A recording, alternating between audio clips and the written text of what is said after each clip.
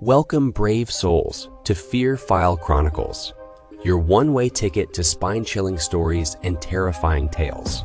Tonight, we'll be diving into the darkest corners of the human mind with the story, Out in the Woods, penned by the twisted mind of Prozac 101. Together, we'll explore the unexplained and face our deepest fears. But before we begin, if you enjoy trembling in terror, be sure to hit that like button, share this video with your fellow fear fanatics, and subscribe to our channel. Don't forget to click the bell notification so you never miss an eerie episode. Your support truly means the world to us, so feel free to leave a comment below to join the Fear File Chronicles community. Now, without further ado, let's unravel the mysteries of the unknown together as we delve into tonight's fear-inducing story, Out in the Woods. Dim the lights and prepare yourself for a chilling journey into the Fear File Chronicles. Childhood tales have always held a particular allure, a delicate blend of innocence and shadows. This is one of those tales, a chilling memory that has never faded with the passage of time. In my formative years, it was only my mother and me. We dwelled in a property that once belonged to my grandmother, an ancient three-story farmhouse located at the very edge of the woods. Nestled far from the main road and down a shadowy, gravel-strewn driveway, the house often felt like an island of isolation as night crept in. Its history was dormant, with 3 decades of silence echoing its walls before we took residence. I was quite the adventurous child. Often, while my mother was at work, I'd let the morning bus pass by, giving in to the temptation of solitude and the vast echoing house.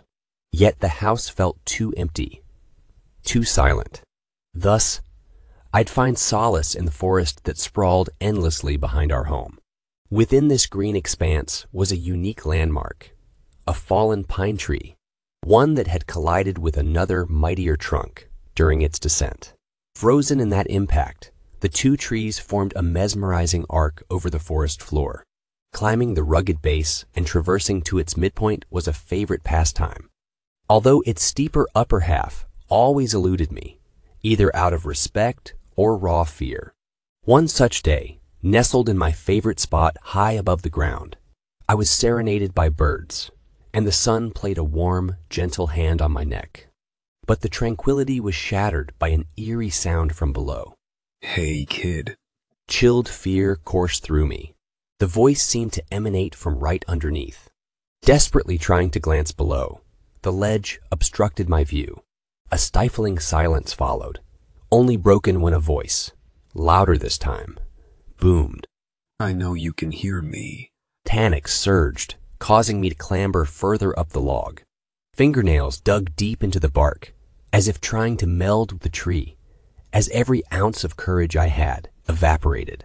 The once harmonious birds now tweeted cautiously, and in the strained silence, I believed I could discern the faint rhythm of human breath.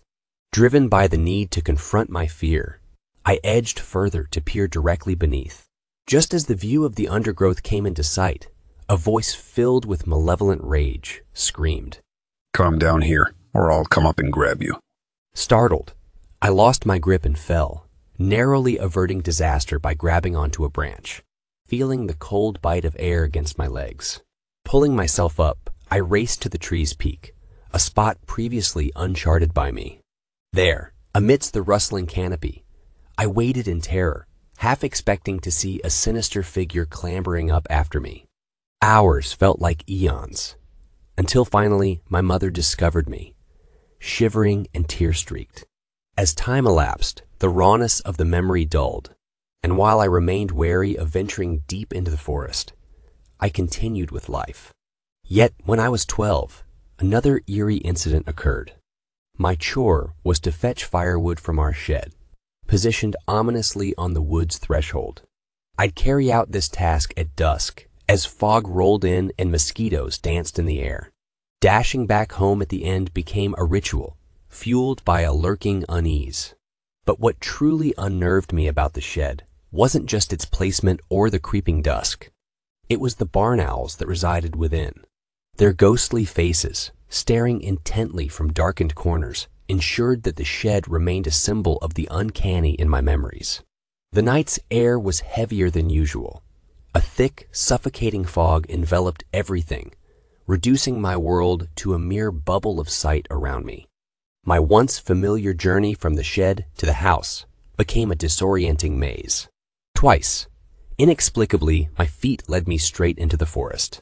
By the time of my last trip, the fog had become so dense that the road had vanished from sight.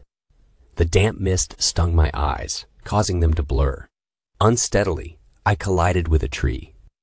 The logs I carried tumbled down, crashing onto my foot. Bending down, I couldn't even see my knees through the thick fog. Deciding that we had enough wood for the night, I tried to return to the house. But darkness was closing in. All recognizable landmarks had vanished. Everywhere I walked, I met trees and heard the crunch of pine needles and mud underfoot, instead of the dew-covered lawn I expected. After what felt like hours, it dawned on me that I couldn't find even the shed anymore. My self-reproach mingled with a creeping dread. Somehow, I had lost myself on the edge of our forest. Desperately, I shouted for my mother, only to be met by the echoing silence of the encompassing mist. But then, through the fog, I caught sight of a pale pink shape against a tree trunk. Drawing closer, I realized it was a torn piece of pink paper. An arrow on it pointed left. It reminded me of something my mom might craft. Clinging to hope, I followed its direction, my teeth chattering in the chill. After a seemingly endless walk, exhaustion overtook me. But as I paused, I noticed another note on a tree, pinned with a long nail. It displayed another arrow, pointing up, and a scrawled message. This way. Frantic to escape the enveloping dark and mist, I followed the direction, convinced these notes were guiding me home. My forehead was slick with cold sweat. I barely made out another hint of pink ahead, perched atop a steep slope littered with decaying stumps and leaves. Darkness intensified. Every step became a gamble. As I felt ahead for trees, dreading the touch of something unexpected. Then, another note. An arrow again pointed upward, but now a crudely drawn smiley face stared back at me. Panic overwhelmed me, and tears blurred my vision. Alone, lost, and desperate, the idea of spending the night in this eerie forest felt like a cold needle in my arm. But another pink square beckoned in the distance. These notes, strangely fresh despite the week's rain, seemed to be leading me somewhere. Drawing closer, I squinted to read its message, every fiber in me straining with dread and anticipation. The note in my hand sent a deep, icy chill through my veins. I stood, legs trembling beneath me, as I tried to steady my breath. The fog enveloped me, its eeriness making my ears hyper-aware of even the slightest rustle. I clutched that accursed note, my eyes repeatedly darting over the familiar script. A twig snapped behind me, propelling my paralyzed limbs into frenzied motion. Branches scraped against my skin, leaving a stinging trail as I bolted. The note, written in a sickly green hue, bore just one word: my name. It felt like the moist fog and rain had transformed into spectral breaths chasing me. After what seemed like an eternity, the silhouette of my house appeared. Darkness had claimed its interior. A frantic search produced my keys, and I sought refuge within. Cocooning myself in my bed, sleep remained an elusive companion. My mother assumed I had simply turned in for the night, neglecting to illuminate our home. In truth, stumbling upon the house in that fog was nothing short of miraculous. But the sinister aura of that place wasn't unknown to me. The final eerie encounter, however, would be reserved for my mother. Though socially secluded due to our home's remote location, high school introduced me to true friends. One of them, Amanda, invited me over for a movie night. After dropping me off, my mother headed home to immerse herself in her writing, given her role at a magazine. Around midnight, an unsettling text, written in capital letters, jolted me. Is this a prank? I need to know immediately. Assuming it was jest, I responded, "Calm down. What prank are you talking about?" Her reply was swift. Are you at the house? A simple no was my puzzled reply, my anxiety steadily mounting. Her next message at 3 a.m. was explicit. Head straight to Grandma's in the morning. Under no circumstances return home. The relentless rain seemed to mirror my trepidation as I trudged to my grandmother's, a journey that spanned 2 towns. The eerie messages from the previous night gnawed at me, preventing any detours to my own home. Upon arrival, Mom and Grandma were engrossed in a meal. From afar, Mom seemed fine. Up close, her pallor told a different story, her hands betraying the occasional tremor.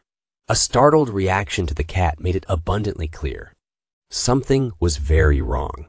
Once the cover of night had settled and Grandma was asleep, Mom narrated her harrowing experience. While editing drafts by the fire, she began to register a consistent tapping sound. Investigation revealed moths, frenziedly beating themselves against the window. Returning to her work, a sense of unease nagged at her. The persistent tapping intensified, evolving into more of a thud. A closer look revealed rocks, launched from the ominous woods, aimed straight at her window. Her heart raced as she spotted cracks, signs of the earlier projectiles, just inches from where her head had rested. Seeking the source, her gaze met a sight that froze her blood. My face, or a sinister version of it. Partially obscured by a tree, the face grinned malevolently. Its lone visible eye almost grotesquely widened, the sclera glaringly white. To add to the dread, while this doppelganger stared intently at her, rocks continued to hail down from a different direction. That grotesque mockery of my face maintained its eerie grin, hauntingly watching her through the window. My mother's voice cracked, shouting my name with a blend of panic and disbelief. But there was no reply from me. Instead, the doppelganger of me behind the tree moved its mouth rapidly, mouthing silent, incomprehensible words. Suddenly, its head twitched to the side, as if conversing with an unseen entity hidden behind the tree trunk. However, a vague, shadowy form clung to the opposite side, just barely discernible in the dim light. This unsettling version of me would switch between its rapid silent monologue and whispering conspiratorially to the concealed entity. Then, in a chilling departure from its repetitive behavior, it pointed directly at my horrified mother and burst into a nightmarish laugh. Without a second thought, my mother sprinted to my upstairs bedroom, the only room with a functioning lock, barricading herself inside. As the room's safety enveloped her, the soft but unmistakable sounds of rocks hitting the window below reverberated, escalating her dread. Inside the confines of my bedroom, a feeling of unease still lingered. An oppressive, rotten stench pervaded the air, while an unsettling hum resonated from the walls. Upon closer inspection, the hum morphed into faint mumbling. Frozen in horror, my mother recognized the voice's familiarity, and slowly, fearfully, raised her eyes to the closet. There, an unnaturally pale face stared back, its mouth twisted in a grotesque mockery of speech, sounding like whispers on fast forward. The closet door, eerily close, began to inch open. A crescendo of terror took over her, forcing her to the room's exit. Desperately, she struggled with the stubborn lock, her heart racing faster as large rocks shattered the window, showering the room with deadly shards. With one final effort, she broke free, fleeing the house, avoiding even a glance towards the dark, looming woods. As she sped away, a quick glance in the rear view revealed 2 disturbingly familiar figures watching her from the broken bedroom window, their presence an eternal reminder of the horror she had just escaped. Returning to that place was unthinkable for me. But once, with my seldom seen father, I ventured back to collect our belongings. The morning was quiet and sunlit as we packed, an atmosphere so contrasting from that night that it almost felt surreal. Though the journey was uneventful, 2 things still linger in my memory. First, our inspection revealed smashed windows with rocks strewn around, evidence of that fateful night. Secondly, when my father returned from the trees, he inquired about a swing set we never owned. To my dismay, a new rope swing had been eerily erected from an old pine tree's branch, near the log I had long abandoned. Despite the pristine condition of the swing, the surrounding area was devoid of any human touch. My father, perhaps trying to soothe me, suggested a neighbor might have mistakenly placed it there, even though we both knew the closest house was miles away. I brushed it off, eager to leave that cursed place behind. The memories are now just hazy recollections. As Halloween approaches, it seems apt to recount this chilling tale. Shortly after our departure, despite my mother's protests, my grandmother sold the house to an unsuspecting family. My mother has since buried the traumatic memories, refusing to speak of it. Yet sometimes, I can't help but shudder, imagining the little boy of the new family, drawn to that mysterious swing, swaying eerily as unknown eyes watch from the shadows. Well, my friends, we've reached the end of tonight's chilling tale, Out in the Woods, by the talented Prozac 101. I hope you've enjoyed our descent into darkness, and that you'll carry a piece of the Fear File Chronicles with you as you drift into uneasy dreams. If our story left you shivering and shaking, don't forget to like this video, share it with others who crave a good scare, and subscribe to the Fear File Chronicles for more haunting horrors. Remember to hit the bell notification, so you're always among the first to know when a new nightmare awaits. As always, we appreciate your support and would love to hear your thoughts in the comments below. Sharing your fears and frights with us truly means a lot, so don't be shy to engage with our sinister community. Until next time, remember to embrace the darkness, for it is within the shadows that our most terrifying stories are born. Good night, and stay scared.